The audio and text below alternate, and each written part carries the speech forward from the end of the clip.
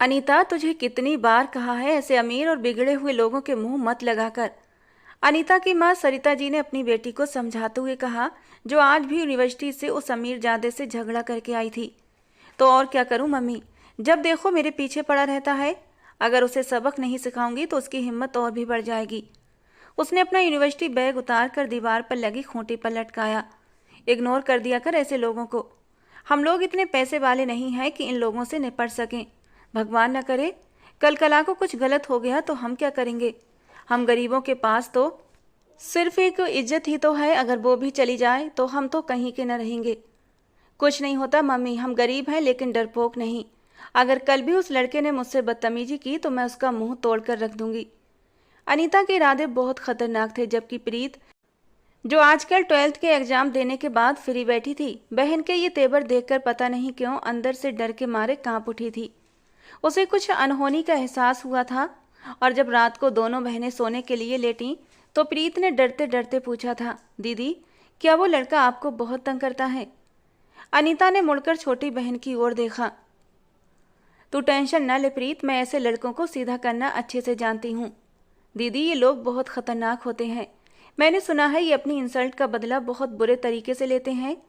प्रीत का डर किसी तो और कम नहीं हो रहा था। अरे मेरी नाजुक सी डरपोक सी बहन, मुझे कुछ नहीं होगा।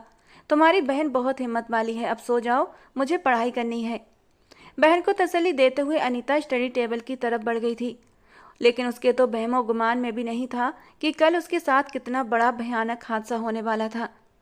अगर उसे पता होता तो शायद वो घर के बाहर कदम न निकालती, खुद को दुनिया की नज़रों से छुपा कर रख लेती। सुबह नाश्ते की टेबल पर नाश्ता करते हुए सरिता जी ने ये बात अपने पति के सामने छेड़ दी। आप कुछ करें ना, वो लोगों की शिकायत पुलिस में करें या फिर यूनिवर्सिटी में जाकर ही कुछ करें।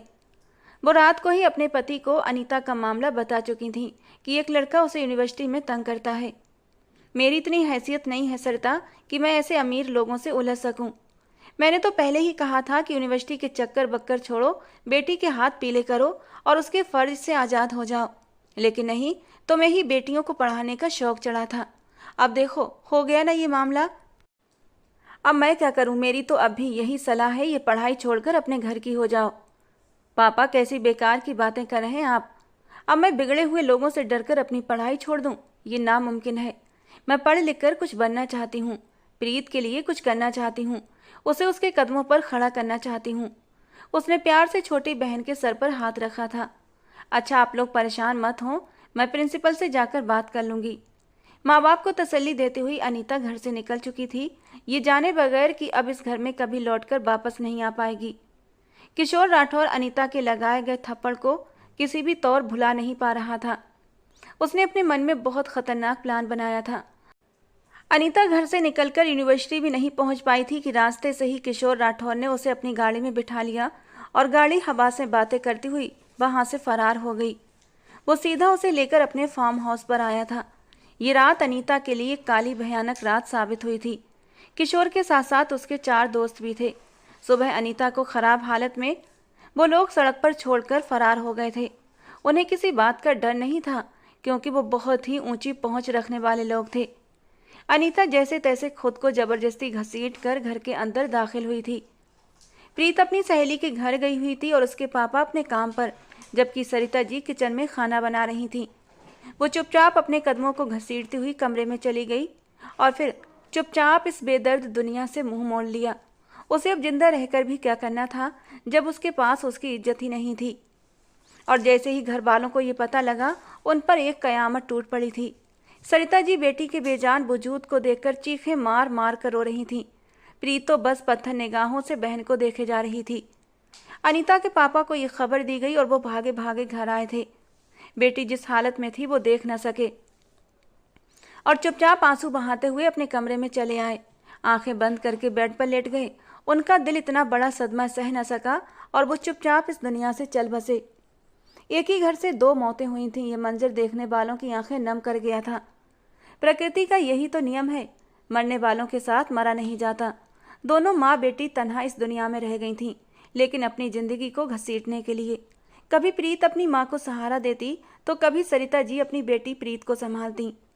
दोनों माँ बेटी ही एक दूसरे के आंसू पोंछती थीं, लेकिन प्रीत ने और उसकी माँ ने सोच लिया था किशोर राठौर को सजा जरूर दिलवाएंगी। वो अपने बड़े से ऑफिस में फाइल्स में सर झुकाए उन्हें चेक करने में बिजी था जब उसके कानों में बाहर से शोर शराबे की आवाजें सुनाई दी। उसने फौरन अपनी पर्सनल सेक्रेटरी को अंदर बुलाया और बाहर के बारे में पूछा।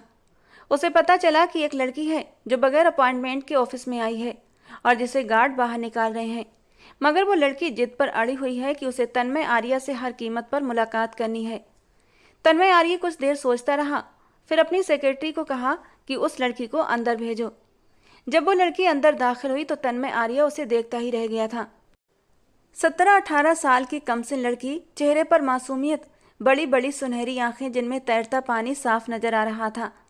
तन्मय आर्या तो था ही हुस्न परस्त, कैसे उसकी मासूमियत भरे हुस्न से नजरें हटाता। वो इस वक्त डार्क ब्लू सिंपल से सूट में थी, वाइट दुपट्टा उसके कंधों पर पड़ा हुआ था। शायद वो लड़की रोती रही थी, उसकी सुनहरी आंखें रोने की वजह से गुलाबी हो रही थीं। बेचैनी से उसने अपने नाजुक गुलाबी होठों को कुचल कुचल कर और भी लाल कर लिया था। उसकी नज़र उस लड़की के मासूम और खूबसूरत चेहरे पर जम सी गई थी। अचानक उस लड़की ने अपने गले से एक पतली सी सोने की चैन उतार कर टेबल पर रख दी और आंखों में आंसू भरकर तन्मय आर्या के सामने हाथ जोड़कर खड़ी हो गई। सर, भगवान के लिए मेरी मदद कर दें, मैं बहुत गरीब हूँ। मेरी दीदी के साथ बहुत जुल्म हुआ है, उन्हें इंसाफ दिला दें। मैं आपकी फ़ीस के नाम पर बस आपको ये सोने की चैन दे सकती हूँ। ये मेरी माँ की आखिरी निशानी है। उसकी सुनहरी आंखों से टप टप आंसू गिर रहे थे, खूबसूरत होंठ काँप रहे थे। तन्मय आर्या एक ट्रांस की सी हालत से बाहर आया और उसे नरमी से कुर्सी पर बैठने का इशारा किया। बताओ तुम्हारी प्रॉब्लम क्या है?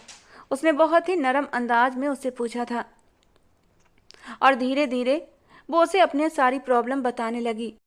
और प्रीत की कहानी सुनकर तन्मय आर्या ने गहरी सांस ली थी। प्रीत और उसकी बेसहारा बीमार माँ, जिन पर गम के पहाड़ टूट पड़े थे, उनके घर की बर्बादी के जिम्मेदार आज़ाद घूम रहे थे। वो अपनी बहन को इंसाफ दिलाना चाहती थी। तन्मय आर्या का नाम उसने सुन रखा था, जो इस शहर का सबसे मशहूर और महंगा वकील था, जिसकी फ़ीस वो लोग अफोर्ड नहीं कर सकते थे। मगर वो एक उम्मीद पर चली आई थी, ये सोचकर कि शायद वो वकील उस पर तरस खाकर उसका केस लड़ने को तैयार हो जाए। आते वक्त उसकी माँ ने अपने सोने की चैन उसे दे दी थी कि अगर वो बिना फीस के केस लेने से मना कर दे तो एडवांस के तौर पर ये चैन उस वकील को दे देना, जिसकी कीमत सिर्फ और सिर्फ 25,000 रुपये थी। अपनी पूरी कहानी सुनाने के बाद वो उसके सामने हाथ जोड़कर विनती करने लगी थी। सर, मेरी बहन को इंसाफ दिला दें, बदले में मैं आपके घर की नौकरानी तक बनकर हमेशा के लिए काम करने के लिए तैयार हूँ। मैं आपकी फ़ीस का एक एक पैसा चुका दूंगी। तन्मय आर्या कुछ पल सोचता रहा, फिर एक गहरी मुस्कुराहट उसके लबों पर आई थी। एक नया ख्याल उसके दिमाग में आया। वो बहुत ही खामोशी के साथ अपनी कुर्सी से उठा और उसके सामने जाकर खड़ा हो गया। उसकी सुनहरी आंखों में आंखें डालकर बोला, मैं तुम्हारी बहन का केस फ्री में लड़ने को तैयार हूँ और तुम्हारी बहन को इंसाफ भी दिलाऊंगा, लेकिन एक शर्त पर, अगर तुम 1 महीने के लिए मुझसे शादी करके मेरे साथ रहोगी तब। प्रीत का रंग सफ़ेद पड़ा था। उसका मतलब वो अच्छी तरह समझ गई थी। वो इंसान बदले में उसका वजूद चाहता था। 1 महीने तक उसका इस्तेमाल करके जब उसका मन भर जाता उसे छोड़ देता। एक गहरी दुख भरी सांस लेकर उसने हाँ कर दी। उसे पता था आज की दुनिया में कोई भी बिना मतलब के किसी का काम नहीं करता। फिर कम से कम उस वकील के अंदर इतनी तो इंसानियत थी कि वो उसके साथ शादी के बाद ही उसे हासिल करना चाहता था। बिना शादी के उसने उसे अपने करीब आने की शर्त नहीं रखी थी। बढ़ना चाहता तो वो उसे 1-2 दिन के लिए ऐसे ही बिना शादी के भी इस्तेमाल करने की शर्त रख सकता था। और यहीं पर प्रीत के दिल में थोड़ा सा सुकून था कि वो भले 1 महीने के लिए ही सही, लेकिन कम से कम उसकी पत्नी तो बनकर रहेगी। उसके दिल को कोई मलाल नहीं होगा कि उसने एक नाजायज रिश्ता जोड़ा था। उसने गहरी सांस लेते हुए हाँ कर दी। हालांकि हाँ कहते हुए उसकी आंखों से 2 आंसू टूटकर उसके गालों पर आए थे, जिन्हें उसने जल्दी से अपने दुपट्टे के कोने से रगड़कर साफ कर लिया था। अब जबकि फैसला कर ही लिया था तो फिर रोने का क्या फ़ायदा था। तन्मय आर्या ने उसका एड्रेस अपनी डायरी पर नोट कर लिया और कहा कि वो कल उसके घर आएगा और कल ही वो शादी करके उसे अपने साथ ले जाएगा। ये कहते हुए उसने अपना कार्ड भी प्रीत की तरफ बढ़ा दिया था, जिसे उसने अपनी मुट्ठी में दबोच लिया। उसके दिल पर एक भारी बोझ आ पड़ा था। वो अपनी बहन को इंसाफ दिलाने के लिए ये कौन सा फैसला ले चुकी थी।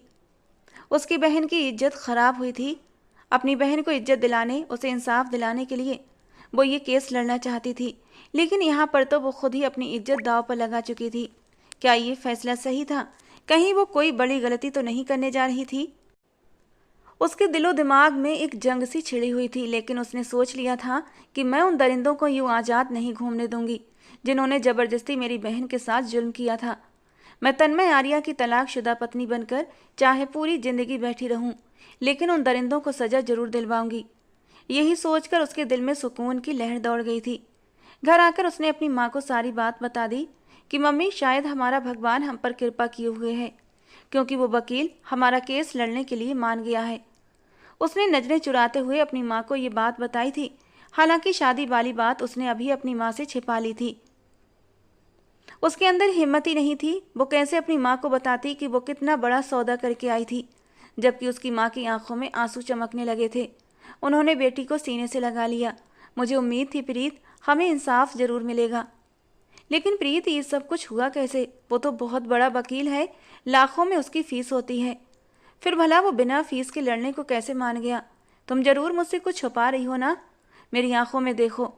और वो अपनी माँ से झूठ ना बोल सकी। उसने गहरी सांस लेते हुए कहा, हाँ माँ, उसने एक बहुत बड़ी शर्त मेरे सामने रखी है, और वो ये कि वो मुझसे शादी करना चाहता है। उसके बाद ही वो ये केस लड़ेगा। आखिर में वो अपनी माँ से 1 महीने वाली बात छुपा ही गई थी।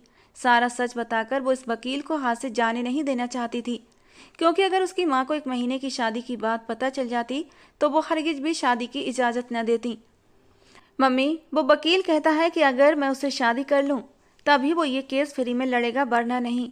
उसकी माँ ये बात सुनकर परेशान हो गई थी, मगर प्रीत ने माँ को समझा बुझाकर राजी कर लिया था। मम्मी, इसमें परेशान होने की कौन सी बात है? इतना बड़ा वकील है, और अगर वो मुझसे शादी कर रहा है तो ये तो बहुत अच्छी बात है। लेकिन प्रीत, ये क्या तरीका है? ये तो एक सौदा कर रहा है, और रिश्तेदारियां सौदेबाजी से नहीं होती। मेरा दिल अंदर से डर रहा है। वो इतना बड़ा वकील है, इतना पैसे वाला, उसके चर्चे तो दूर दूर तक फैले हैं। फिर भला वो हम जैसे गरीब लोगों में रिश्ता क्यों जोड़ेगा? ना मेरी बच्ची, तू ये कदम मत उठा। तू उसे मना कर दे, हम कोई और वकील कर लेंगे। मैं तेरी जिंदगी दांव पर नहीं लगा सकती। और फिर अभी तेरी उम्र ही क्या है? 18 साल की होने में भी अभी पूरे 2 महीने बाकी हैं। मैं तुझे अभी उस अमीर जादे से शादी करने की इजाज़त नहीं दे सकती।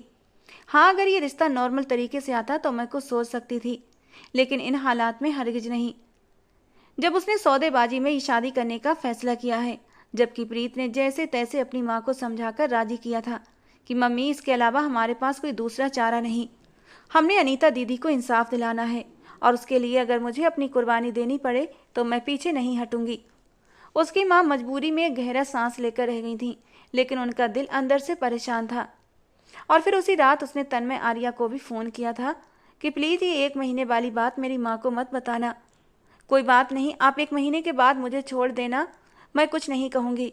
उस वक्त मैं अपनी माँ को किसी न किसी तरह समझाकर राजी कर लूँगी, कोई ना कोई बहाना बना दूंगी। तन्मय आर्या को भला क्या एतराज हो सकता था? वो दूसरे ही दिन आ गया। उसकी माँ से बात करने के बाद दोनों को अपने साथ एक मंदिर में ले गया। वहाँ पर शादी का इंतजाम पहले से हो रखा था। उसने प्रीत की माँ से कहा कि इस केस को जीतने तक वो इस शादी को खुफिया रखना चाहता है, ताकि विक्टिम की फैमिली के साथ उसके इस तरह के करीबी रिश्ते को मुद्दा बनाकर कोई मसला खड़ा न कर दिया जाए, जो इस केस को किसी भी तरह कमज़ोर करने की वजह बने। ये कहकर उसने प्रीत की माँ को खामोश कर दिया था। लेकिन प्रीत एकदम खामोश थी, क्योंकि वो असल वजह जानती थी।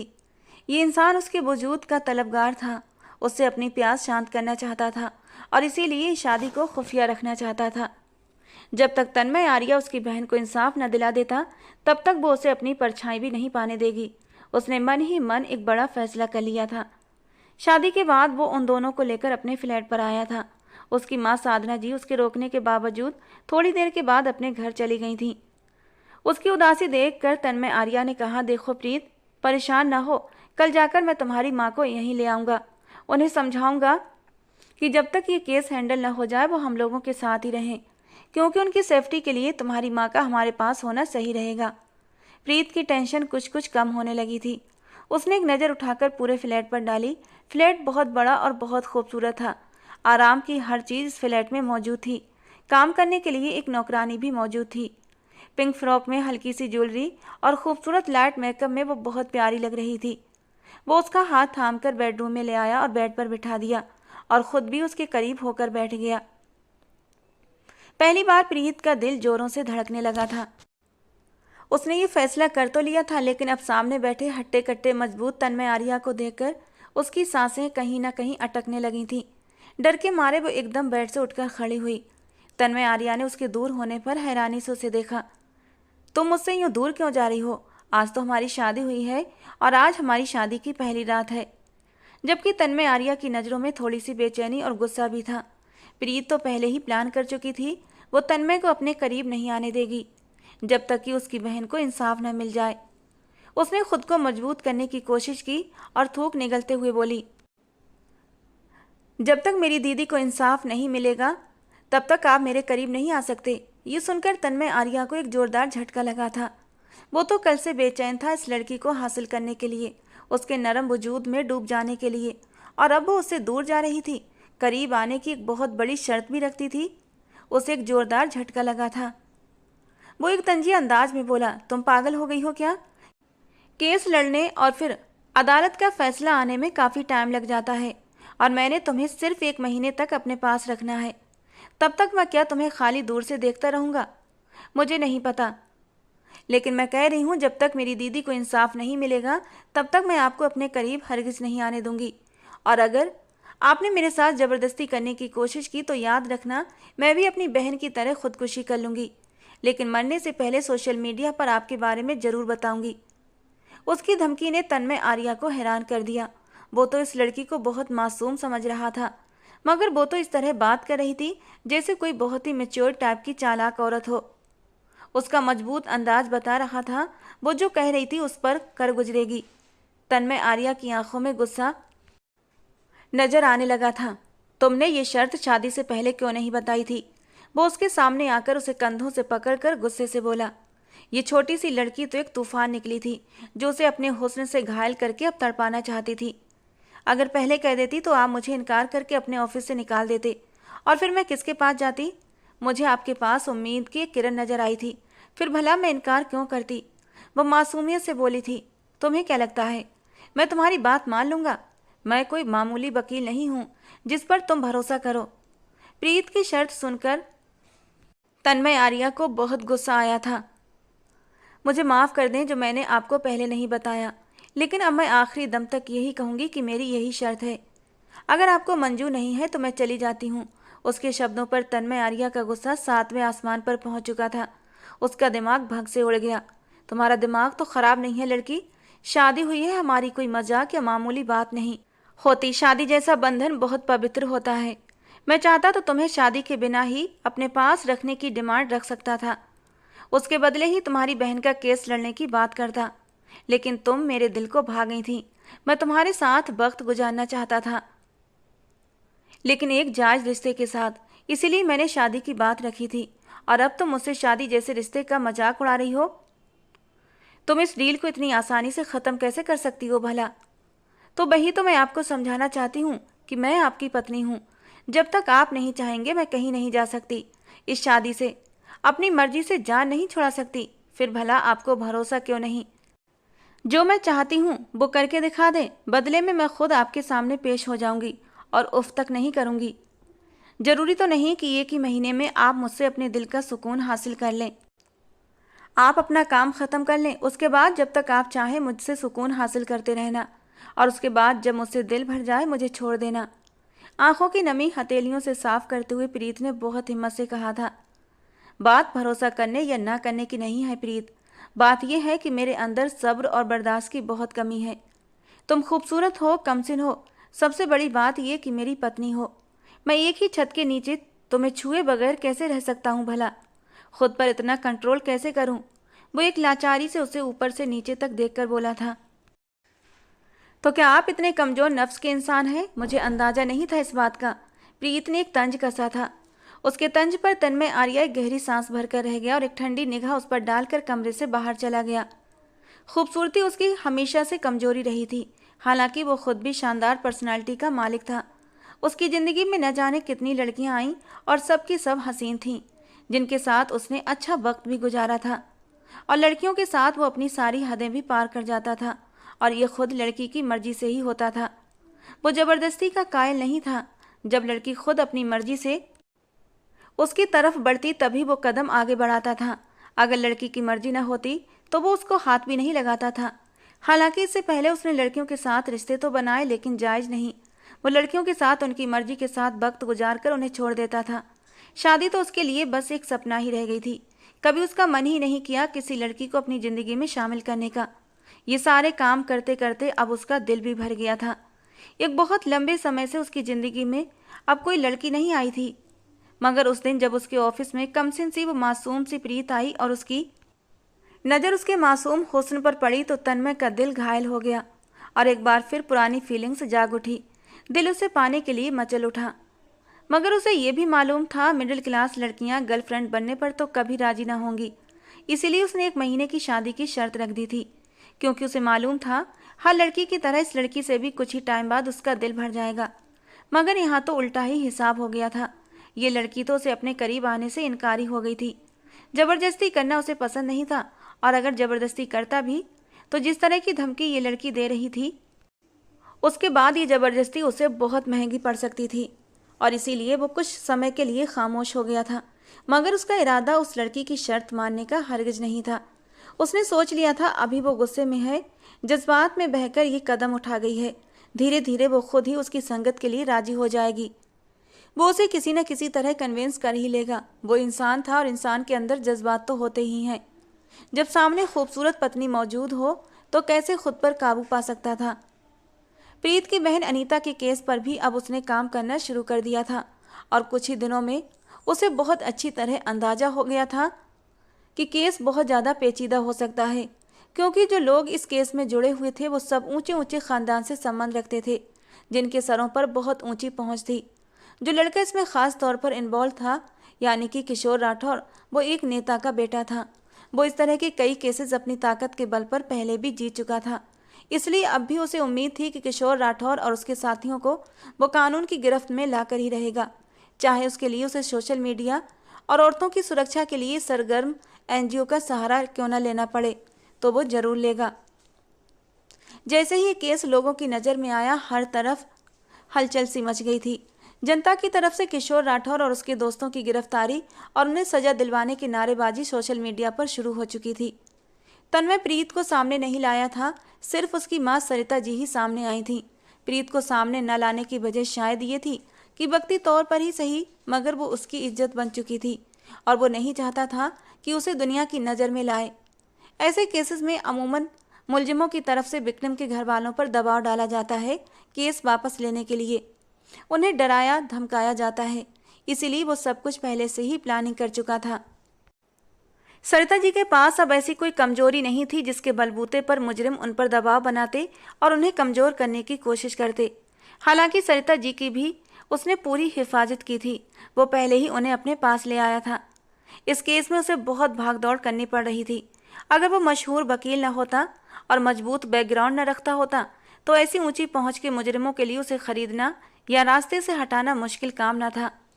उसका बड़ा भाई सुशील आर्य आर्मी की एक बड़ी पोस्ट पर था, जबकि उसके चाचा जी पुलिस में एक बड़े अफसर रह चुके थे। एक हफ्ते तक वो इसी केस में इतना ज़्यादा बिजी रहा कि अपने फ्लैट का चक्कर भी न लगा सका, जहां प्रीत और उसकी माँ रह रहे थे। फिर जैसे ही एक दिन शाम को ऑफिस से जल्दी फ्री हुआ तो घर जाने की बजाय फ्लैट पर चला गया। कुछ देर वो प्रीत की माँ के साथ बैठकर केस के बारे में डिस्कस करता रहा, फिर अपने कमरे में चला आया। प्रीत वहाँ नहीं थी। उसका दिल उसकी संगत के लिए बुरी तरह तलबगार हो रहा था। उसने नौकरानी से प्रीत को बुलाने का कहा। कुछ देर बाद ही वो आ गई थी। ब्लैक जॉर्जेट के सूट में उसकी चांदनी जैसी रंगत खूब दमक रही थी। दुपट्टा गले में पड़ा हुआ था। चेहरे के मासूम नए नक्श जिस पर तन्मय फिदा हो चुका था, इस वक्त उसे अपनी ओर बुरी तरह खींच रहे थे। आपने मुझे बुलाया? वो सावधान से अंदाज में दरवाजे पर ही खड़ी पूछ रही थी। तन्मय जो बेड पर लेटा उसे गहरी नज़रों से देख रहा था, उठकर बैठ गया। हाँ, इधर आओ, कुछ बात करनी है तुमसे। कौन सी बात? केस के बारे में बात करना चाहते हैं क्या? उसका वही सावधान अंदाज था और अपनी जगह पर जमी खड़ी थी। तन्मय को गुस्सा तो आया, मगर अंदर ही अंदर दबा गया। हाँ, केस के बारे में ही बात करनी है, यहाँ आओ, खा नहीं जाऊंगा तुम्हें। प्रीत को उसके शब्दों से गुस्सा झलकता हुआ महसूस हुआ। वो अपने नाजुक से होठों को काटती हुई छोटे छोटे कदम उठाती उसके करीब पहुंच गई तो तन्मय ने उसे बेड पर बैठने का इशारा किया। वो जैसे ही बेड पर बैठी, तन्मय 1 मिनट के अंदर बेड से उतरकर दरवाजे की तरफ बढ़ा और दरवाजे को अंदर से लॉक कर दिया। दरवाजा लॉक करते देख प्रीत का दिल उछलकर हलक में आया था। दरवाजा क्यों बंद कर दिया आपने? वो बुरी तरह घबराई थी। इतना घबरा क्यों रही हो? शादी हुई है हमारी, मैं कोई गए नहीं हूँ तुम्हारे लिए। वो उसे गहरी निगाहों से देखता, गहरे शब्दों में कहता, उसके बेहद करीब आ गया था। और प्रीत की तो सिट्टी पिट्टी गुम हो गई थी। उसने बदहवास होकर अपने बचाव के लिए इधर उधर देखा, मगर उसे कुछ समझ नहीं आ रहा था कि क्या करे और क्या न करे। सामने कुछ ही इंच के फासले पर वो खड़ा था, जिसकी निगाहें उसके इरादे बता रही थीं। वो ये भी जानती थी कि चीखने चिल्लाने का भी कोई फायदा नहीं था, क्योंकि कमरा साउंड प्रूफ था, और अगर साउंड प्रूफ ना भी होता तो वो चिल्ला नहीं सकती थी, क्योंकि इस सूरत में माँ को असल बात बतानी पड़ती। देखिए सर, आपके जो भी इरादे हैं उनसे बाज आ जाएं। मेरी शर्त पूरी किए बगैर आप मुझे छू नहीं सकते। वो अंदर से काफ़ी डरी हुई थी, लेकिन ऊपर से खुद को मजबूत दिखाने की कोशिश करते हुए उसने एक बार फिर अपनी बात तन्मय आर्या को याद दिलाई थी। उसे उसके गलत इरादों से रोकना चाहा, मगर तन्मय को उसके खूबसूरत चेहरे और वजूद के अलावा कुछ दिखाई और सुनाई नहीं दे रहा था। वो उसके इतना करीब आ चुका था कि उसकी सांसों की गर्मी और उसके बदन से उड़ती कीमती परफ्यूम की खुशबू प्रीत को बखूबी महसूस हो रही थी। उसने तन्मय को खुद से दूर रखने की हर मुमकिन कोशिश की, धमकियां बिनती, मगर तन्मय पर किसी भी बात का असर न हुआ। उसने एक झटके से खींचकर उसके नरम दूधिया मुलायम वजूद को अपनी बाहों में भरा था और उसकी गर्दन में अपना चेहरा छुपा गया। वो बेतहाशा उसे अपने लबों से छूने लगा। वो इस वक्त पूरी तरह जज्बातों में बह चुका था। प्रीत के वजूद की नरमी उसे किसी और ही दुनिया की सैर करा रही थी। अगले ही पल वो उसके आंखें जज्बात की शिद्दत से लाल होने लगी थीं। तन्मय के शरीर का एक एक अंग प्रीत को पाने के लिए मचल उठा था, जबकि प्रीत एक सहमी हुई हिरनी जैसी लग रही थी। वो खुद ही तो इस दलदल में फंसने आई थी। अब जब फंस चुकी थी तो रोने या चीखने चिल्लाने का कोई फायदा नहीं था। गलती तन्मय की नहीं थी, उसने तो पहले ही सब कुछ क्लियर करके उसे बता दिया था। उसे किसी भी धोखे में नहीं रखा था। गलती तो खुद प्रीत की थी। अगर उसे अपनी शर्त रखनी थी तो उसे शादी से पहले ही अपनी शर्त तन्मय को बतानी थी, और अब तो वो अपने जाल में खुद फंसी थी। तो शिकारी का शिकार होने के लिए उसे खुद ही अपने आप को पेश करना था। थोड़ी देर तक उसने खुद का बचाव करने की कोशिश की, लेकिन फिर बाद में वो कोशिश भी बंद कर दी और अपना वजूद उसकी बाहों में ढीला छोड़ दिया था। हालांकि उसके चेहरे पर थोड़ा सा डर जरूर था, क्योंकि अभी वो इस तरीके के किसी भी रिश्ते के लिए खुद को दिमागी तौर पर तैयार नहीं कर पाई थी। उसने तो कभी इस रिश्ते की नाजुकता के बारे में सोचा ही नहीं था।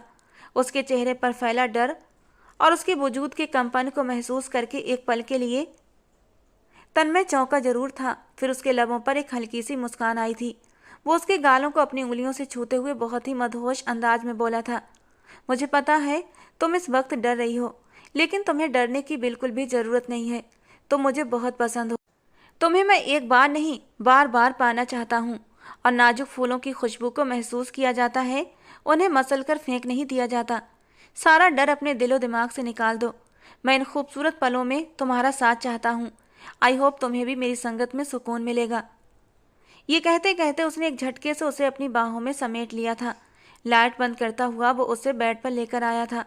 उसके गले में पड़े दुपट्टे को उतार कर उसने साइड पर रख दिया था और पूरी तरह उसके ऊपर आते हुए उसकी नरमाहट को महसूस करने लगा, और उसकी किसी भी ना को खातिर में न लाते हुए बस उस पर हावी होता चला गया। और प्रीत को खुद के बचाने की हर कोशिश बेकार हो गई। सुबह जब तन्मय की आँख खुली और उसका नशा उतरा तो उसे रोते देखकर वो शर्मिंदा हो गया था। वो उससे माफ़ी मांगना चाहता था, मगर प्रीत उसका हाथ झटक कर कमरे से बाहर चली गई थी। तन्मय ने खुद को तसल्ली दी कि उसे शर्मिंदा होने की क्या ज़रूरत है। उसने कुछ गलत तो नहीं किया है ना। आखिर को वो उसकी पत्नी थी। उस रात के 3 दिन तक दोबारा वहाँ नहीं गया था। हाँ, नौकरानी से फ़ोन पर उसकी खैर खबर लेता रहता। 2 दिन बाद केस की पहली पेशी थी, जिसमें प्रीत की माँ का अदालत में पेश होना जरूरी था। वो खुद उनको लेने गया था। प्रीत से केस के संबंधित कुछ सवाल जवाब भी किए, मगर उसका अंदाज उखड़ा उखड़ा था, जिसकी वजह तन्मय को अच्छे से मालूम थी। पहली पेशी के बाद प्रीत की मां सरिता जी दोबारा अदालत न जा सकीं। एक रात वो सोईं तो सुबह मुर्दा हालत में पाई गईं। प्रीत का तो रो रो कर बुरा हाल था। तन्मय ने उसे संभालने की हर मुमकिन कोशिश की, लेकिन वो नाकाम रहा। माँ की मौत ने उसे तोड़कर रख दिया था। वो तन्मय से कहती, मैं इसी उम्मीद पर जी रही हूँ कि मेरी बहन के मुजरिमों को आप सजा दिलवाएंगे और मैं अपनी आंखों से देखूंगी और तभी मुझे सुकून मिलेगा। जवाब में बॉबी बड़े यकीन से कहता, ऐसा ही होगा, मैं ये केस जीत कर दिखाऊंगा। मगर तन्मय का दावा पहली बार नाकाम साबित हुआ और वो केस हार गया। हालांकि उसे 100% उम्मीद थी कि वो जीत जाएगा। उसने तो मुलजिमों के खिलाफ तमाम सबूत भी हासिल कर लिए थे, मगर मुलजिमों ने रातों रात जज को खरीदकर फैसला अपने हक में करवा लिया। तन्मय आर्या को एक गहरा धक्का लगा था। प्रीत का रिएक्शन बहुत खतरनाक था। वो उसका गिरेबान पकड़कर जोर से चिल्लाई थी, तन्मय आर्या, तुमने मुझे धोखा दिया है।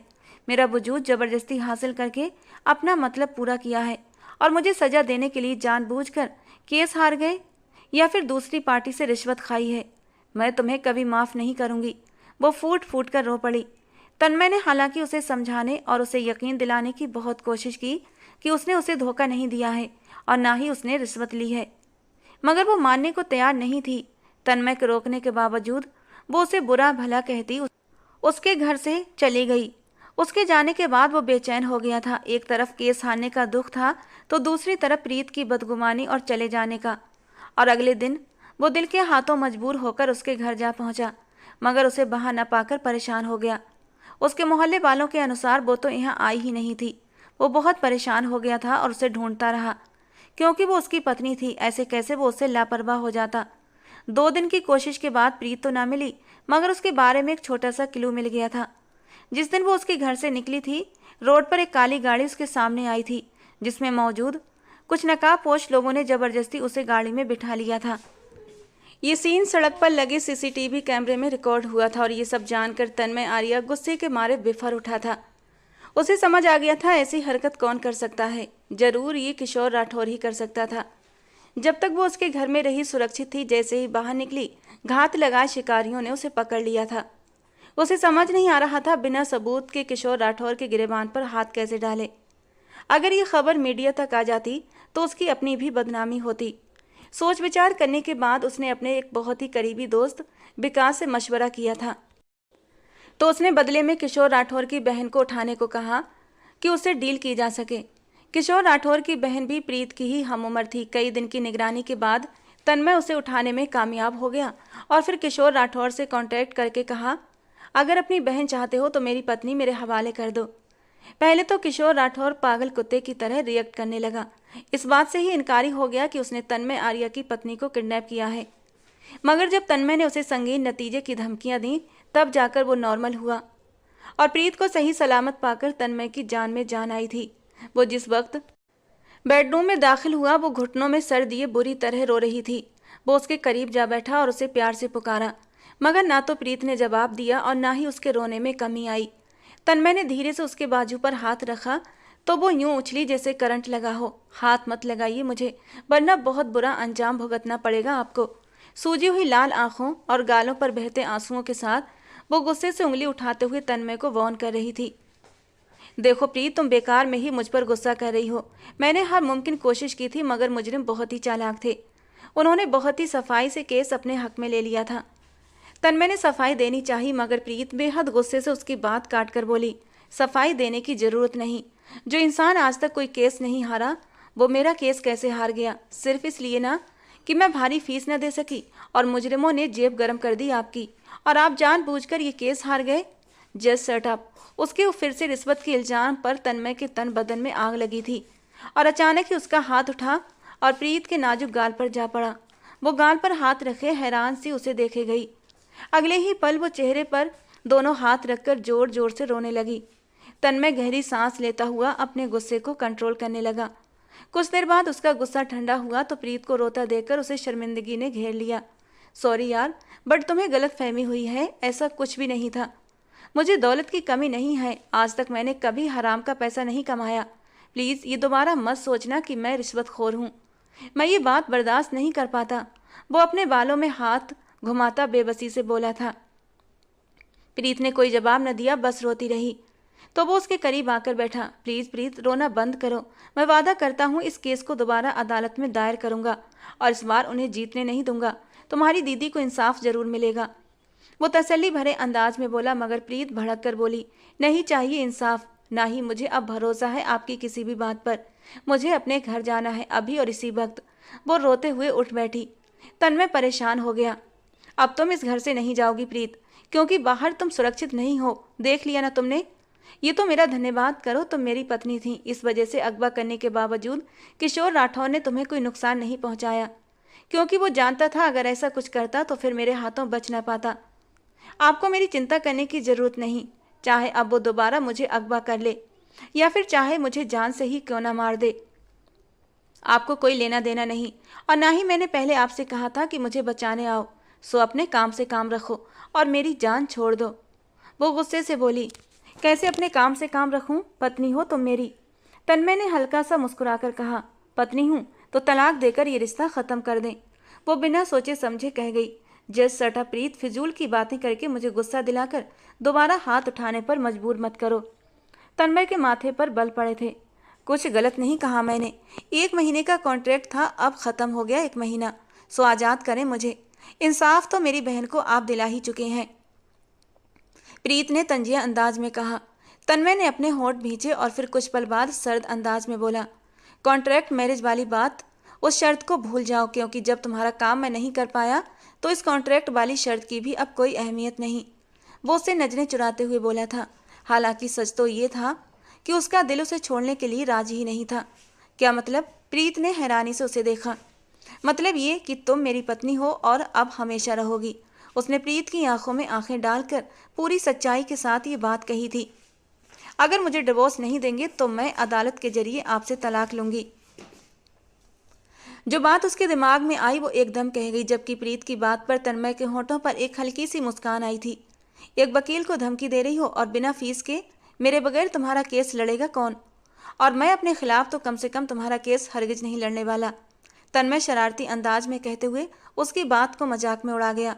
ठीक है, नहीं देनी तलाक तो मत दें, मगर इतना याद रखिएगा, मैं आपके साथ नहीं रहूंगी, चली जाऊंगी यहाँ से। उसने तन्मय को धमकी दी। मेन गेट पर सिक्योरिटी बढ़ा दी है मैंने, फिर भी तुमने इस घर से बाहर कदम निकालने की गलती की तो मैं तुम्हारी टांगें तोड़कर रख दूंगा। वो गुस्से से घूरते हुए उसे वार्निंग दे रहा था और वो पैर पटकती हुई दूसरे कमरे में चली गई। तन्मय बेड पर लेटकर सोचने लगा। वो उस पर ज़्यादा सख्ती भी नहीं कर सकता था, क्योंकि उसके सख्ती से वो उससे और भी ज़्यादा नफरत करने लगेगी।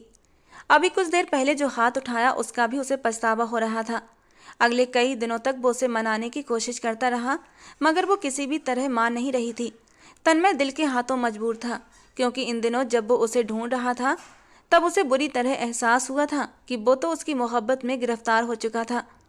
जो 1 महीने की कॉन्ट्रैक्ट मैरिज थी उसे भुलाए अब उसके साथ पूरी जिंदगी गुजारने का इरादा रखता था, मगर वो उसके साथ रहने को तैयार नहीं थी। बार बार घर जाने की रट लगाए हुए थी, जिस पर तन्मय के सब्र का पैमाना भर चुका था और गुस्से में एक बार फिर वो उसे अपने संगत की सजा दे बैठा।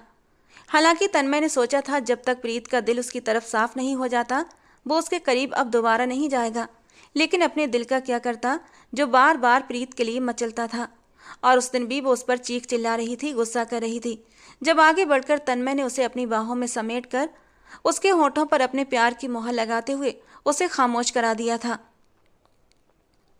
और धीरे धीरे वो उसके वजूद में खोने लगा, जबकि प्रीत की नफरत और बदगुमानी उसके लिए और भी ज़्यादा बढ़ चुकी थी। सुबह जब वो ऑफिस जाने के लिए तैयार हो रहा था तब भी वो बुरी तरह रो रही थी। वो नजरें चुराए उसे देख रहा था और जब वो ऑफिस से आया तब भी उसे रोते हुए पाया। और अब तो तन्मय का गुस्सा 7वें आसमान पर पहुंच चुका था।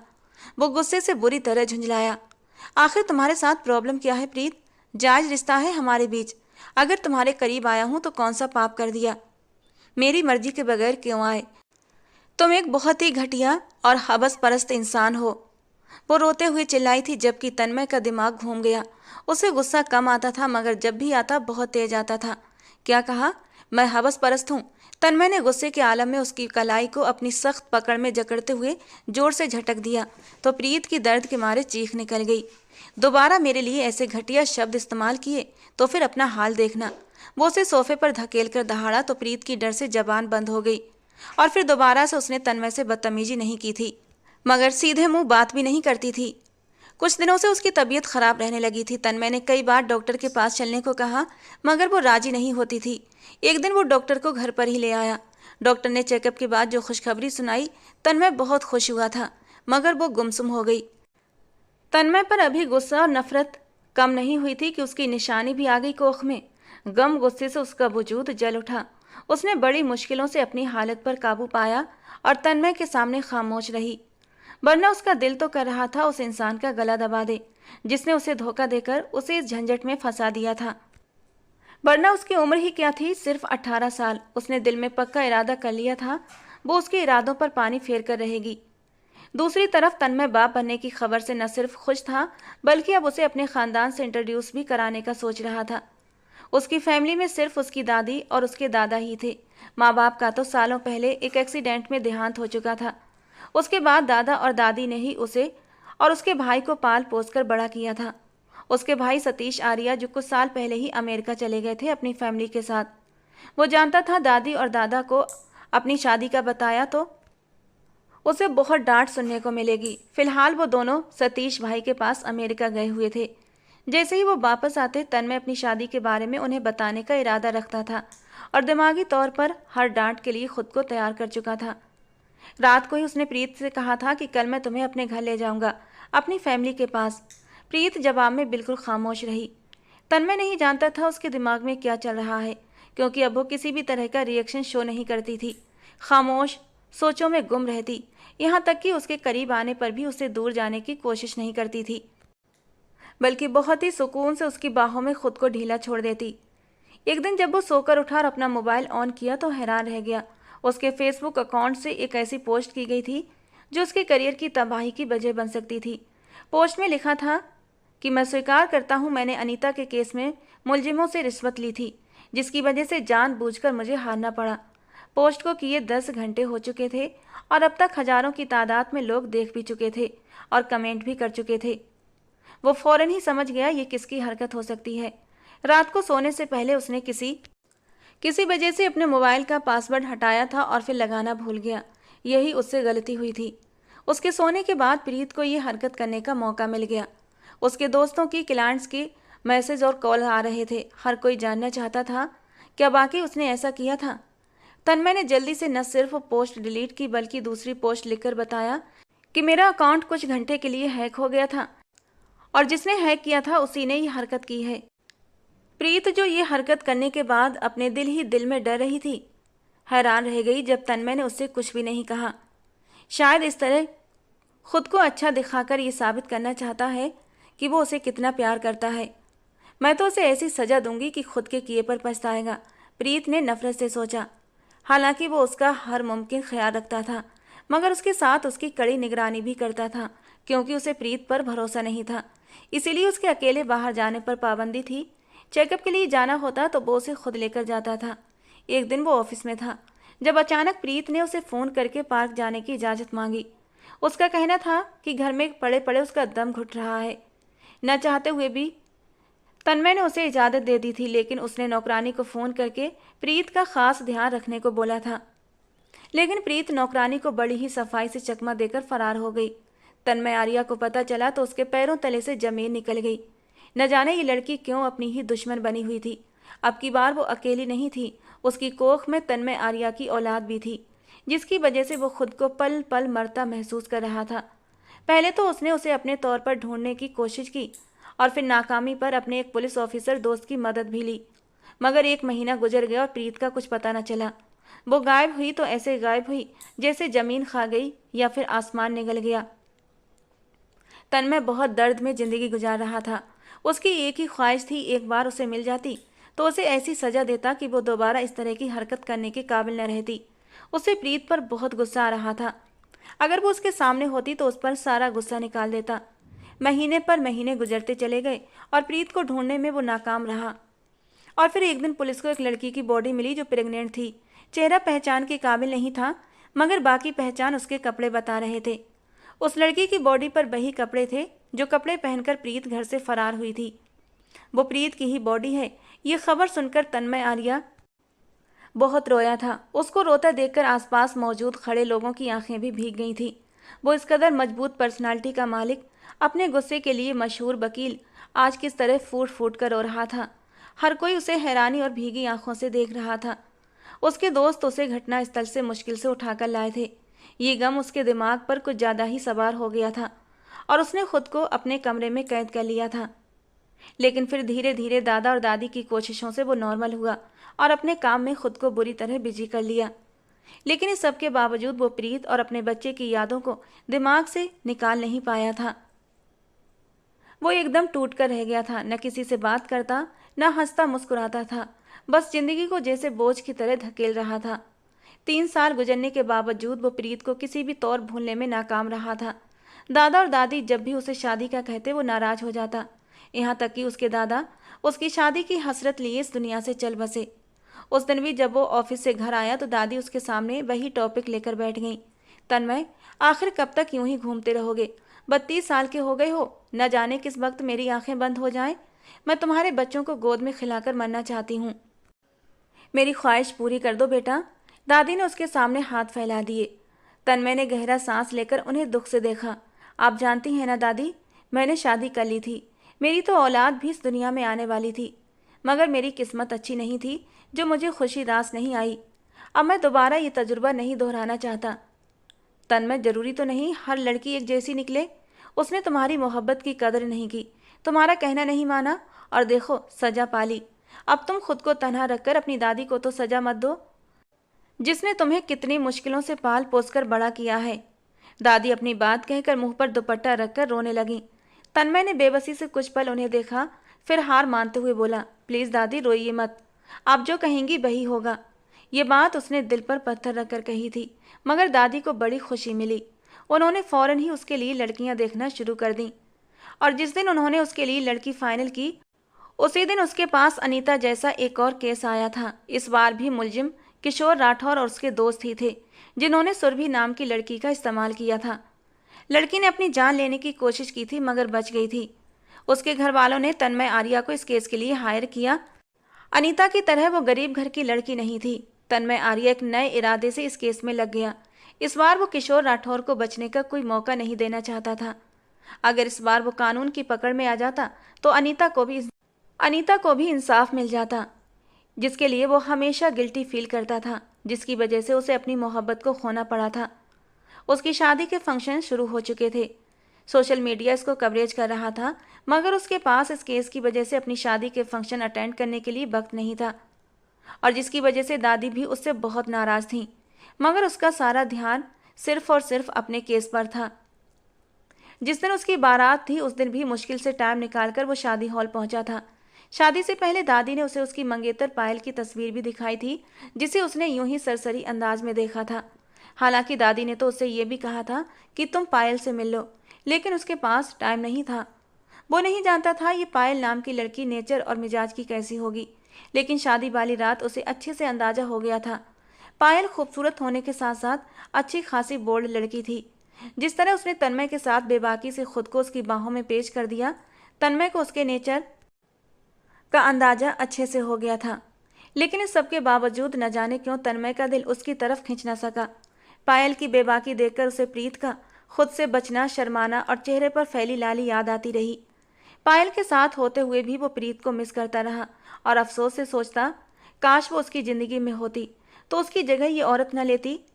शादी को कुछ ही दिन गुजरे थे। वो पायल के मिजाज और उसकी आदतों से परेशान हो गया था।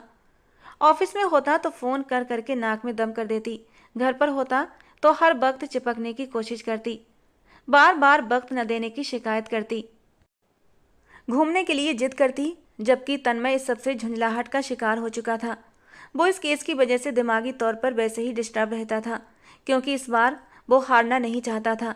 लड़की के घर वालों को किशोर राठौर की तरफ से केस वापस लेने के लिए ब्लैकमेल किया जा रहा था, मगर तन्मय ने उन्हें केस खत्म करने से रोक रखा था। वो खुद पर्सनली तौर पर उनको सिक्योरिटी दे रहा था।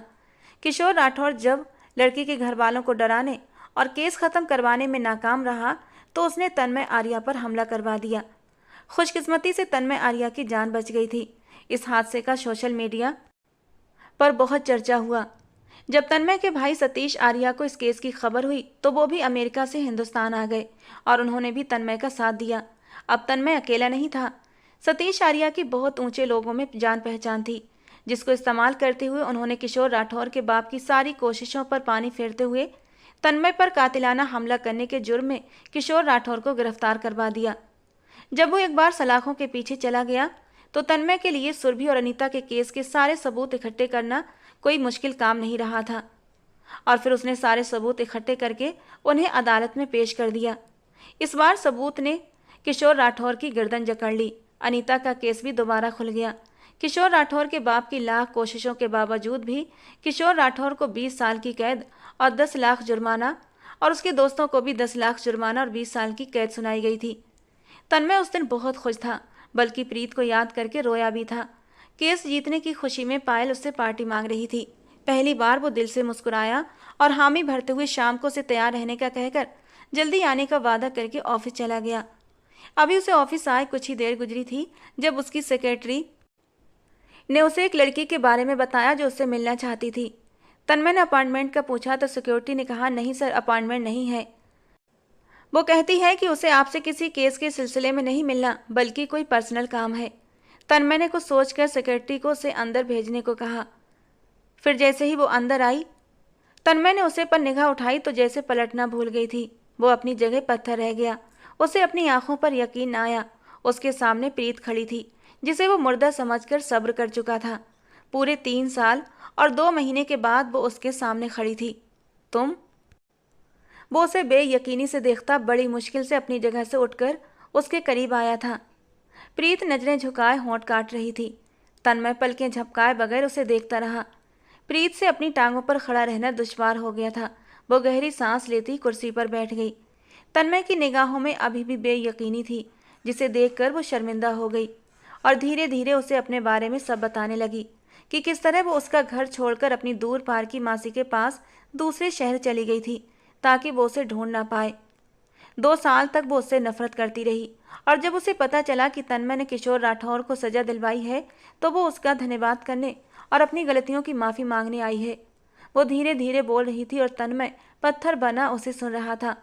उसने तन्मय को बताया कि उसकी एक बेटी भी है और तन्मय ये सुनकर बेकरार हो उठा। वो फौरन अपनी बेटी से मिलना चाहता था। उसी वक्त वो प्रीत के साथ उस जगह आया जहाँ वो रहती थी। उसकी बेटी सोहा बिल्कुल प्रीत की तरह थी। हाँ, उसकी आंखें सुनहरी नहीं बल्कि काली थीं, बिल्कुल अपने पापा की तरह। जब सोहा ने सामने खड़े तन्मय को देखा तो अचानक पापा कहते हुए उसके पास आई थी। यानी प्रीत ने उसे उसके बारे में सब कुछ बता रखा था और उसकी तस्वीर दिखाकर उसे इस बात का यकीन दिलाती रही थी कि उसके पापा तन्मय आर्या हैं और इसीलिए उसने फौरन पहचान लिया था। कितनी ही देर तक वो सोहा को सीने से लगाकर रोता रहा। 2.5 साल तक वो बाप के होते हुए भी अनाथों की तरह जिंदगी बसर कर रही थी। उसके बदन पर जो मामूली फटे पुराने कपड़े थे, जो उसकी सेहत थी, तन्मय को अंदाजा लगाने में देर न लगी कि प्रीत ने अपनी नफरत और अपनी जिद के चक्कर में उसकी बेटी को किस तरह के हालात में रखा था। उसका बस नहीं चल रहा था कि इस लड़की का गला दबा दे, जिसने उसकी बेटी को इतना लंबा समय अपने बाप के प्यार से दूर रखा। उसने बड़ी मुश्किल से अपने आप पर कंट्रोल किया, सोहा को गोद में उठाया और वो वहाँ से निकलना चाहता था जब प्रीत की आंखों में हैरानी आई। वो उसके सामने आकर खड़ी हो गई। मेरी बेटी को कहाँ लेकर जा रहे हैं आप? उसके सवाल ने तन्मय के तन बदन में आग लगा दी। जस्ट सटा प्रीत, तुम्हारी बेटी ये तब तक थी जब तक तुमने इसे अपने पास रखा। अब ये मेरे पास रहेगी। क्या मतलब? आप एक बच्ची को माँ से जुदा करेंगे? प्रीत ने भरी आंखों से उसे देखा। तुमने क्यों उसे बाप से जुदा रखा इतने लंबे समय तक? तन्मय ने उसे घूर कर देखते हुए जवाब दिया। प्रीत की आंखों से आंसू बहने लगे। तन्मय, आप ऐसा नहीं कर सकते। सोहा मेरे और मैं उसके बगैर नहीं रह सकती। अगर आपको उसको साथ ले जाना है तो फिर मैं भी आपके साथ चलूंगी। मेरे साथ सिर्फ मेरी बेटी रहेगी। तुम वहीं रहो जहाँ इतने लंबे समय से रह रही हो। सोहा की चिंता करने की जरूरत नहीं, उसे मैं माँ के बगैर रहना सिखा दूंगा। तन्मय की गुस्से से कहने पर प्रीत की आंखों से आंसू बहने लगे। तन्मय, आप मेरे साथ ऐसा नहीं कर सकते। मैं सिर्फ सोहा की माँ नहीं, आपकी पत्नी भी हूँ। इतना लंबा समय पत्नी होने का ख्याल नहीं आया? जब मैं रातों को तड़प तड़प कर रोया करता था तब तुम्हें मेरा एहसास नहीं हुआ? क्या मेरी तड़प, क्या मेरी आंखों के आंसू तुम्हारे दिल तक नहीं पहुँचे थे? जब तुम्हें मुझसे मोहब्बत नहीं थी, जब तुम मेरे तकलीफ को महसूस न कर सकी, तो अब तुम मेरे साथ किस हक से रहना चाहती हो? अब मुझे तुम्हारी कोई ज़रूरत नहीं और ना ही मेरी ज़िंदगी में तुम्हारी कोई जगह है, क्योंकि मैं शादी कर चुका हूँ और मेरी पत्नी घर में मौजूद है। बेटी मुझे मिल गई और अब मेरी फैमिली पूरी हो गई। पत्नी? प्रीत की आंखें हैरत से फैल गईं। नहीं, आप झूठ बोल रहे हैं, वो बेयकीन हुई। सोशल मीडिया पर जाकर चेक कर लो, मेरी शादी के तमाम फंक्शन की वीडियोस मिल जाएंगी, तन्मय तंजिया अंदाज में कहकर सोहा को लिए वहां से निकलता चला गया। प्रीत कुछ पल पत्थर बनी खड़ी रही, फिर भागती हुई कमरे में आई, अपना मोबाइल उठाया और सर्च करने लगी। कुछ देर बाद तन्मय आर्या की शादी की तस्वीरें उसके सामने थीं। तन्मय दूल्हा बना खड़ा था, उसके पहलू में एक अमीर खानदान से संबंध रखने वाली उसकी खूबसूरत पत्नी सजी सबरी खड़ी थी। प्रीत की आंखें सदमे से फट पड़ीं। वो मोबाइल को दूर फेंकते हुए फूट फूट कर रोने लगी और फर्श पर गिरती चली गई। दूसरी तरफ तन्मय जब सोहा को घर लेकर गया तो कोमल मायके गई हुई थी। दादी सोहा से मिलकर बहुत खुश हुई थी, मगर साथ ही साथ वो ये सोचकर परेशान थी कि जब कोमल को पता चलेगा कि उसकी पहली पत्नी और उसकी एक बच्ची भी है तो फिर वो कैसा रिएक्ट करेगी। मगर तन्मय को परवाह नहीं थी। उसने दादी से साफ कह दिया कि अगर कोमल उसकी बेटी को कबूल नहीं करेगी और अलग होना चाहेगी तो वो उसे रोकेगा नहीं। उसके लिए अपनी बेटी से ज़्यादा ज़रूरी कोई नहीं। प्रीत का रो रोकर बुरा हाल था। 2 दिन की सोहा की जुदाई और तन्मय की शादी के सदमे ने उसे बेहाल कर दिया था। तीसरे दिन वो मुश्किल से अपने वजूद को घसीटती तन्मय के घर का एड्रेस इधर उधर से पूछती वहां जा पहुंची, मगर गार्ड ने उसके हुलिये को देखते हुए उसे अंदर न जाने दिया। किसी भिखारन की तरह वो गेट पर बैठी गार्ड की विनती करती रही, तो आखिरकार उसे तरस आ गया। उसने तन्मय से कांटेक्ट करके उसके बारे में बताया तो तन्मय ने सख्ती से मना कर दिया। उसे प्रीत पर बहुत गुस्सा था। उसने गुस्से से चीखते हुए कहा, उस लड़की को भगा दो। प्रीत रोती हुई उस वक्त तो चली गई, मगर दूसरे दिन वो तन्मय के ऑफिस जा पहुंची। उसकी सिक्योरिटी के रोकने के बावजूद प्रीत जबरदस्ती तन्मय के रूम में घुस गई। सिक्योरिटी के शोर करने पर गार्ड फौरन वहां पहुंचे, मगर तन्मय ने उन सबको रोक दिया। उनके जाने के बाद वो गुस्सीली और सर्द भाव के साथ प्रीत की तरफ देखने लगा। प्रॉब्लम क्या है तुम्हारी? क्यों तमाशा लगा रही हो अपना बार बार? तन्मय, आपको मेरे ऊपर दया नहीं आती? मेरे साथ ऐसा मत करें, मैं सोहा के बगैर मर जाऊंगी, वही तो मेरा एक इकलौता सहारा है। वो रोते हुए तन्मय के कदमों में गिरकर बेहोश हो चुकी थी। तन्मय जो उसे धुतकारना चाहता था, उसके बेहोश होने पर उसका दिल कटकर रह गया। वो प्रीत के बेहोश वजूद को अपनी बाहों में उठाकर अस्पताल लाया। उसके पूरे स्टाफ ने हैरानगी के साथ ये मंजर देखा था। प्रीत को फौरन इमरजेंसी में ले जाया गया। तन्मय के चेहरे पर परेशानी थी। वो चाहकर भी खुद को इस लड़की के लिए परेशान होने से रोक नहीं पा रहा था। कुछ ही देर बाद डॉक्टर इमरजेंसी रूम से बाहर आते दिखाई दिए तो वो बेकरारी से उसकी तरफ तेजी से लपका। डॉक्टर साहब, मेरी वाइफ ठीक तो है ना? तन्मय ने बेचैनी से पूछा तो डॉक्टर ने कहा, किसी गहरे सदमे की वजह से उनका नर्वस ब्रेकडाउन हुआ है। अगर आप उनको लाने में थोड़ी सी देर और कर देते तो उन्हें बचाना मुश्किल हो जाता। तन्मय का दिल बैठ गया था। उसके चेहरे का रंग सफ़ेद पड़ गया। उसे खोने के ख्याल से ही दिल की धड़कन तेज हुई थी। उसे अपने रवैये पर शर्मिंदगी महसूस होने लगी। कई घंटे के बाद जाकर प्रीत जब होश में आई तो पहला शब्द उसके मुंह से निकला था वो सोहा का नाम था। तन्मय को बहुत गहरा अफसोस हुआ। उसने फौरन घर पर फ़ोन किया और नौकर को सोहा को लाने को कहा। सोहा को अपने सामने पाकर प्रीत को यूं महसूस हुआ जैसे नई जिंदगी मिल गई हो। वो पागलों की तरह सोहा को चूमती ऊंची आवाज़ में रो रही थी। तन्मय ने बड़ी मुश्किल से उसे चुप करवाया और फिर कुछ खिलाने में कामयाब हुआ, क्योंकि डॉक्टर के अनुसार 2 दिन से उसका मैदा बिल्कुल खाली था। 3 दिन हॉस्पिटल में वो एडमिट रही। तन्मय ने उसकी देखभाल के लिए 2 नर्सेस हायर कर ली थी। रोज़ वो सोहा को उससे मिलवाने भी लाता। जब उसे डिस्चार्ज किया गया तो वो सीधा उसे घर लेकर आया था। दादी प्रीत के साथ लिए दिए अंदाज में पेश आई थी। कोमल अब तक मायके में ही थी। तन्मय प्रीत से कुछ ज़रूरी बात करने के अलावा कोई दूसरी बात नहीं कर रहा था, मगर इसके बावजूद वो उसका पूरा ख्याल रखता था। जब कोमल आई तो तन्मय की पहली पत्नी और बेटी को देखकर वो हैरान रह गई और फिर उसने एक बड़ा हंगामा मचा दिया। तन्मय का उससे जोरदार झगड़ा हुआ था। उसकी एक ही शर्त थी कि तन्मय अपनी पहली पत्नी को तलाक दे दे और बेटी भी उसके हवाले कर दे, जबकि तन्मय ने साफ कह दिया, अगर रहना है तो मेरी पहली पत्नी और बेटी को कबूल करना होगा, वरना तुम्हारी मर्जी। जबकि दादी भी तन्मय से नाराज़ थीं। उनका कहना था कि प्रीत ने उसे इतनी तकलीफ़ दी, उसकी बेटी को उससे दूर रखा और अब उसको अपना रहा है, उसे पायल की बराबरी दे रहा है। तन्मय का कहना था वो प्रीत को इसलिए नहीं छोड़ सकता क्योंकि वो उसकी बेटी की माँ है। कोमल और उसके बीच झगड़ा बढ़ता जा रहा था, जिसमें प्रीत एक तरफ खामोश डरी सहमी कैदी की तरह इंतजार करती रही कि न जाने उसके बारे में क्या फैसला होता है। तन्मय जब किसी भी तरह अपनी बीवी और बेटी से दूर होने को तैयार न हुआ तो पायल ने तलाक लेने का फैसला कर लिया और तन्मय को कोई फर्क न पड़ा। हाँ, दादी उससे काफ़ी समय तक नाराज नहीं थी, जिन्हें तन्मय ने बड़ी मुश्किल से मना लिया था। प्रीत उसके इंतजार में थी, न जाने कब अपनी नाराजगी खत्म करके उसकी तरफ लौटता है। वो उसका दिल जीतने की हर मुमकिन कोशिश कर रही थी। उसका खाना, कपड़े, हर चीज़ का ख्याल रखने की जिम्मेदारी उसने अपने सर पर ले रखी थी। कुछ समय तो तन्मय का रवैया प्रीत के लिए इंसल्ट भरा और रूड रहा, मगर धीरे धीरे वो दिल के हाथों मजबूर होकर नरम पड़ने लगा। वो प्रीत से हमेशा के लिए नाराज नहीं रह सकता था, क्योंकि उसके दिल में पहले की तरह उसकी मोहब्बत मौजूद थी। इस समय में अगर वो किसी चिंगारी की तरह राख में दबी रही, मगर जैसे ही तन्मय आर्या ने खुद से ये स्वीकार किया तो मोहब्बत की चिंगारी पूरी तरह भड़क उठी। और इस बार प्रीत ने पूरे दिल से राजी होते हुए उसे अपना आप सौंपा था, क्योंकि उसका दिल भी तन्मय की मोहब्बत का दम भरने लगा था।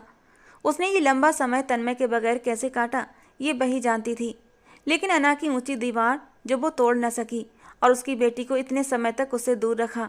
लेकिन जैसे ही उसने देखा अब किशोर राठौर को सजा दिलवाने में वो कामयाब हुआ था, तो सारी गलतफहमी की दीवार टूटती चली गई थी। उसे अपने किए पर पछतावा भी हुआ था। तन्मय गलत नहीं था, गलत तो वो खुद थी, लेकिन उसकी किस्मत थी कि इतना सब कुछ करने के बावजूद भी तन्मय उसकी मोहब्बत से दूर नहीं हुआ था। अब भी उससे उतनी ही मोहब्बत से अपना रहा था जितनी मोहब्बत पहले करता था। उसने सुकून से तन्मय के माथे पर अपने होंठ रखते हुए उसके एहसास को अपने अंदर तक उतारा था और तन्मय ने मुस्कुराकर उसे अपनी बाहों में खींच लिया। वो आज पहली बार प्रीत की रजामंदी से उसके वजूद को हासिल करने में कामयाब हुआ था और ये उसके लिए बहुत बड़ी खुशी की बात थी। दोस्तों, आज की हमारी कहानी आपको कैसी लगी कमेंट बॉक्स में ज़रूर बताना। पसंद आई हो तो प्लीज़ लाइक करना। रोज़ एक नई रोमांटिक कहानी सुनने के लिए हमारे चैनल को सब्सक्राइब करना। मिलते हैं दोस्तों अगली किसी नई कहानी में।